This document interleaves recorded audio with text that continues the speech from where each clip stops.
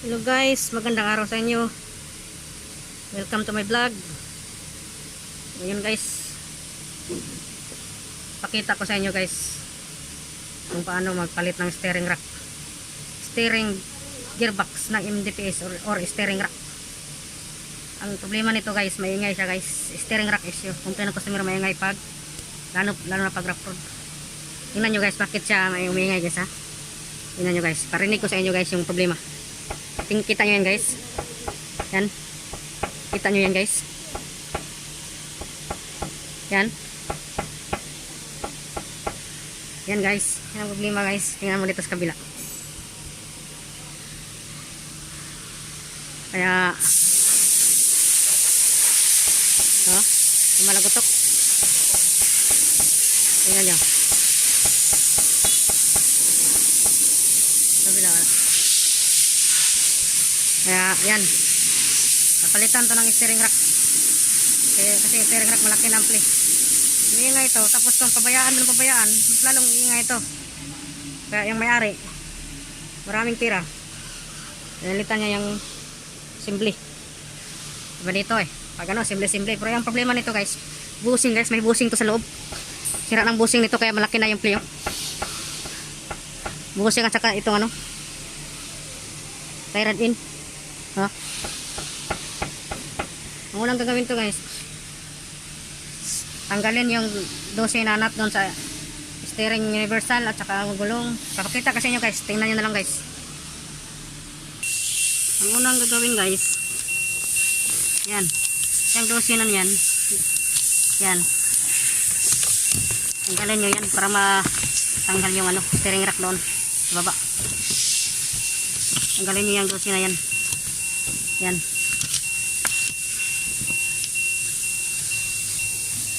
Okay.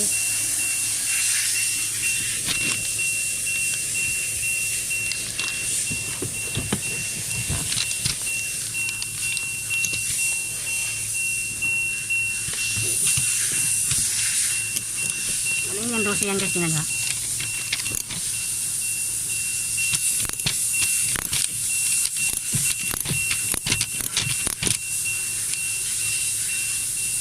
Dali lang naman pagtanggal ito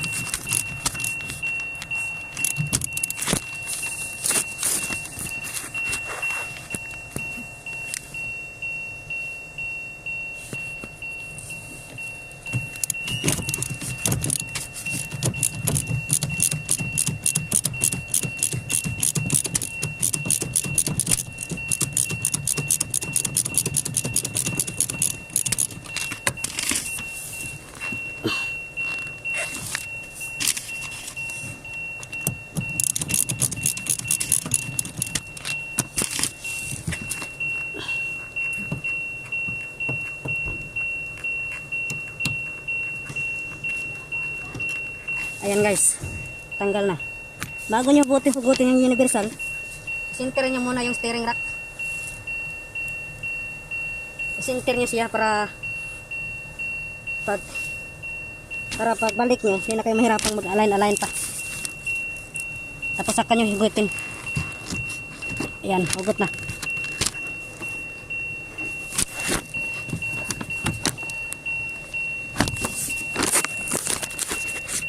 Ayan guys, nahugot na guys.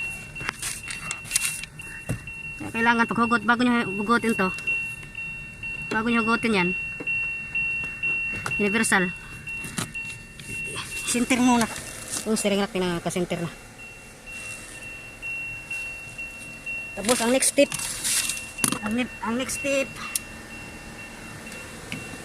tanggal ang gulong.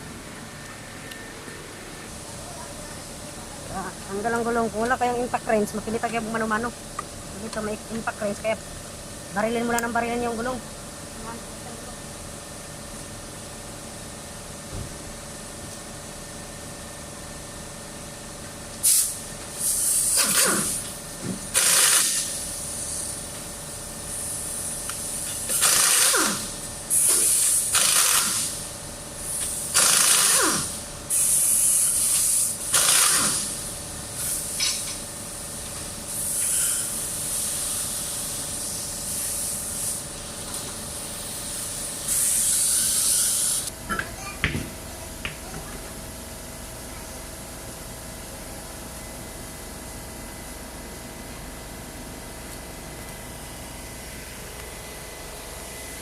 Yan guys, tanggal ng gulong. Tsaka sa kabila.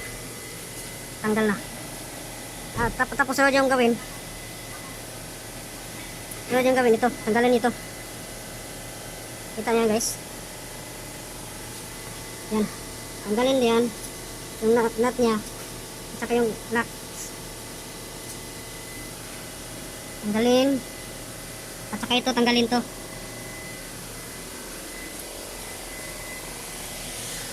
Dito rin sa kabila. Yan. Tanggalin yan. At saka ito. Dali lang naman to eh. Yan ang susunod natin gagawin. Yan ang susunod na proseso. Para matanggal nyo yan guys. Kailangan mo yan pupin guys para tanggal tong joint sa steering yan.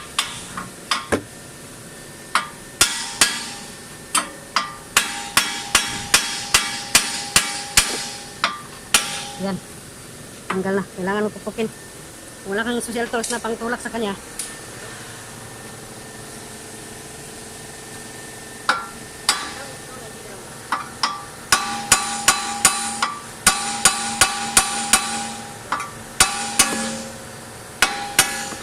tanggal na.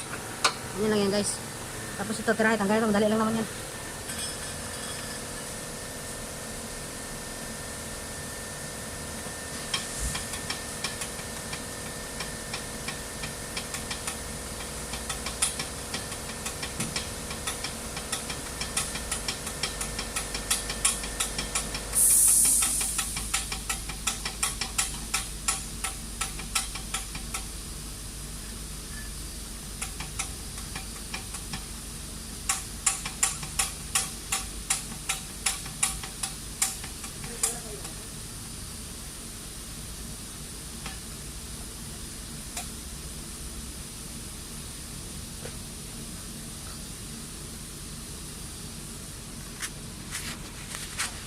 Guys, di na kailangan tanggalin itong buong cross member. Tanggalin lang to. Palaylay na lang to. Tanggalin to mga bolt na to. Ito. Ito. Yan, ilan lang? Isa, dalawa, tatlo. 8 bolt lang. Kasiyam to. Tapos palaylay na lang yan. Kasi kung tanggalin mong buo, malaki ng trabaho.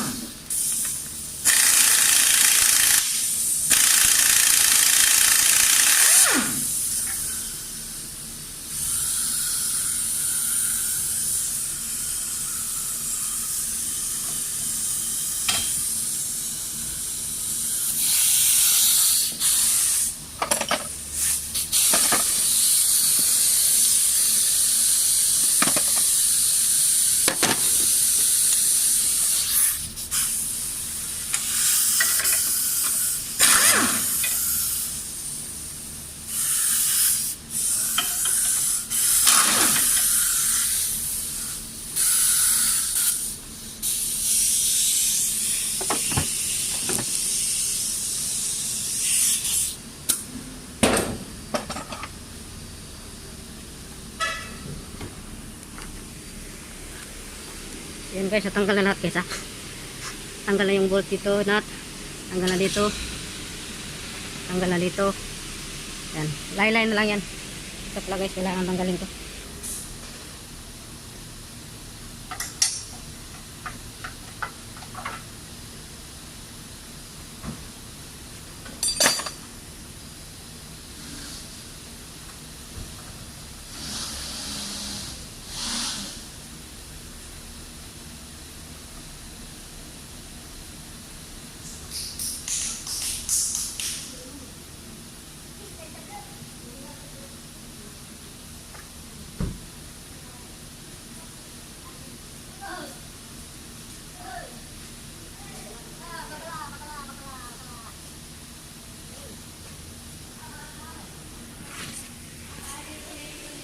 Yan guys. Yan. Kalaylay na. Hindi na kailangan tanggalin itong stabilizer bar. Hindi na. Itong tanggalin isa. Yung nut na to. Dalawang at apat na tornil yung DCT at saka ito.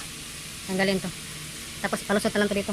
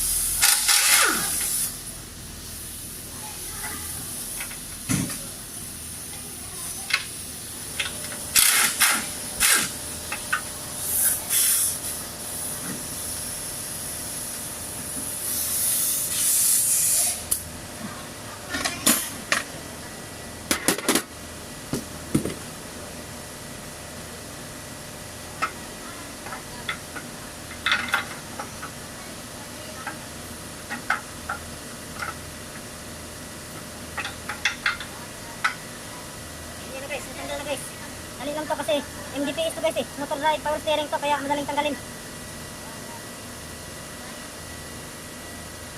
Dito ang nagkisira dito sa loob guys, may kinapil dito, may bushing gusto dito at saka may joint. Pero yung mayari gusto palitan na ng ng assembly dito okay, assembly kaya palitan na natin.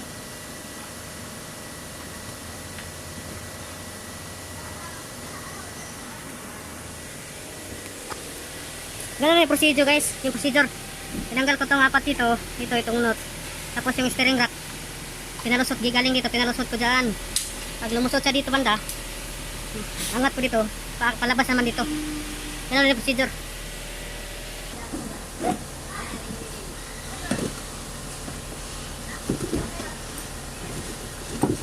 Ayan na guys, bago. Kasi, silupin pa.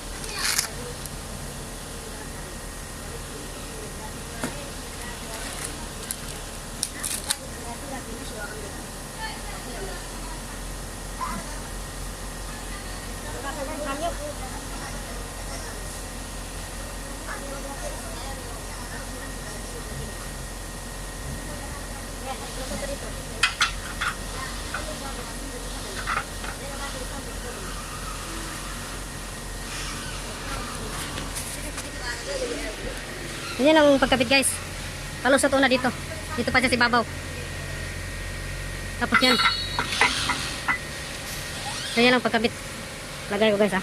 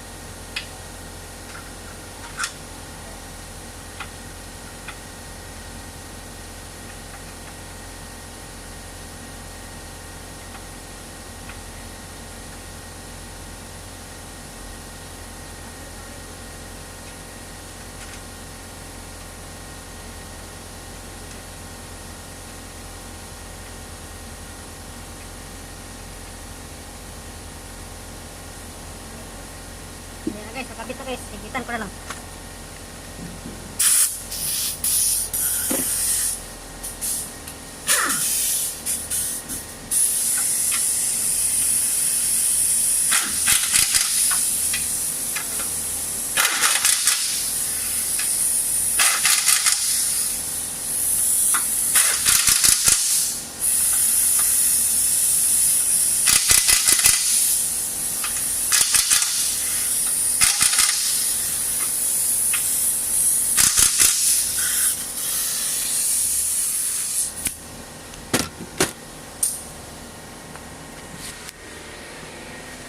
Ayan guys, nakabit na guys.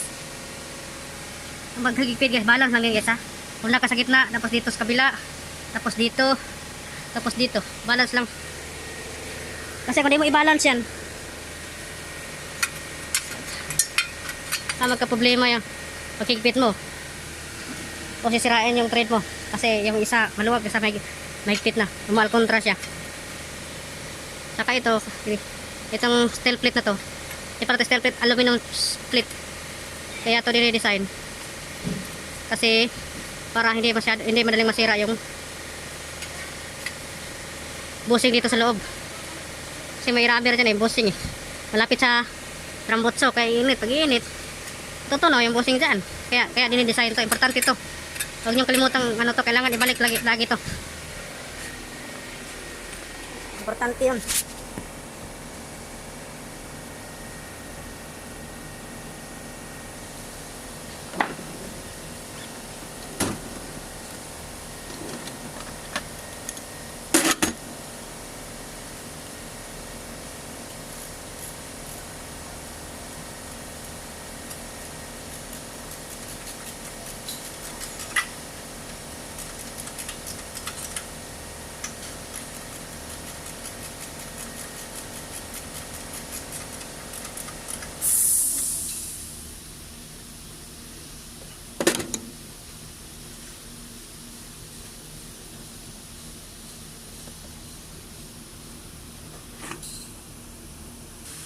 Yan guys, balikin natin guys. Pagbalik guys, ganun pa rin procedure guys. Madali lang kasi guys, kasi mayroon kaming jack stand dito. Walang jack stand, gapang-gapang ka pa. Medyo ano talaga, iba talaga yung galaw. Yung wala ka, hindi ka nagtabas lifter. Gapang-gapang. Pero ito guys, madali lang to kasi wala nang mga ano eh. Wala nang mga ano sa oil eh. Mga hose sa oil pressure hose sa steering. Kasi motor na to, NPS na to eh. Kaya madali lang ito palitan ng steering rack. Tapos sintro nyo lang yan guys. Ito. Sintro na lang ito siya para mag-guide siya. Yan. Sintro lang yan.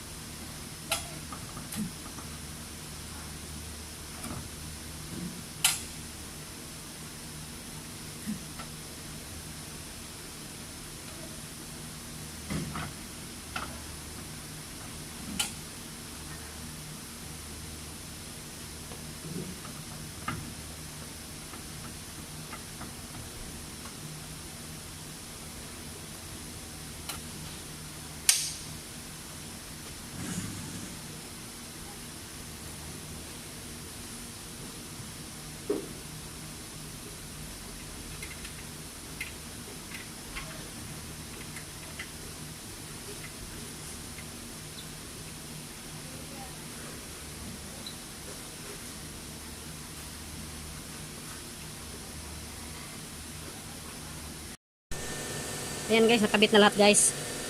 Dito guys, i-double check mo lang to guys minsan kasi kulang to sa higpit ng 24 na dot dito. Double check na lang. Higpitan na lang. Lahat na nakabit na. Ang gulong na lang. At saka doon yung 12 na ano sa taas sa loob. Yung 12 na nasa universal joint.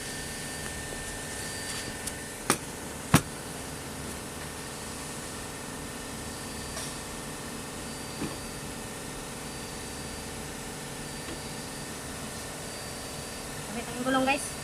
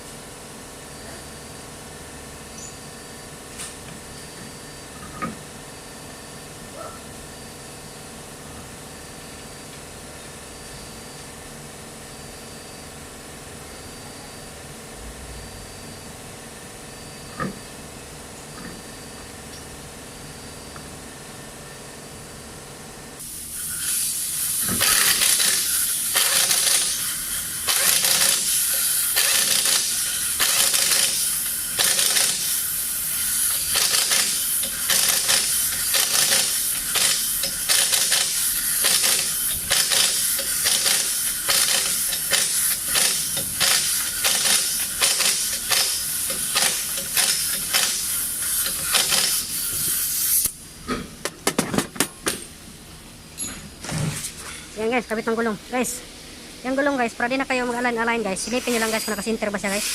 Nakasinter ba siya. Para pagsalpak nyo, di na kayo mag-align. Fix mo ano. Yan. Silipin nyo. Maano pa silip-silip. Ayan, sinter. Silip-silip lang yan guys. Kasi kung mag-forward alignment pa kayo, laki ng ano ninyo. Ayan. Basta pag tingin center na, ito na kayo mag-adjust sa taas. Ito sa universal. Halika. Tayo matatapos na.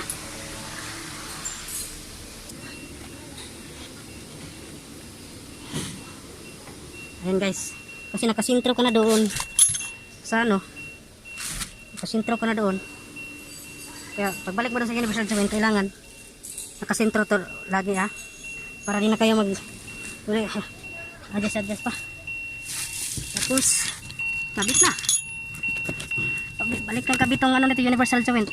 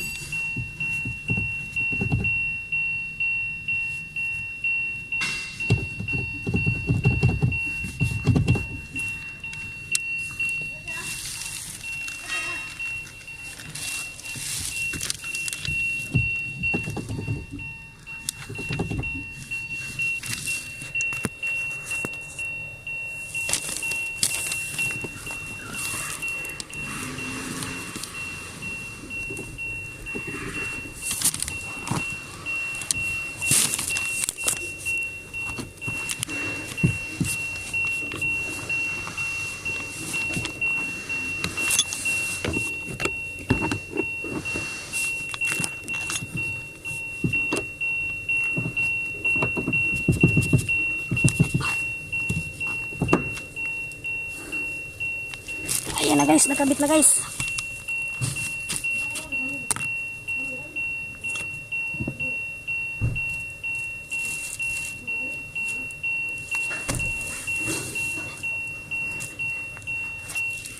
Guys, dito nagtatapos ang vlog na ito.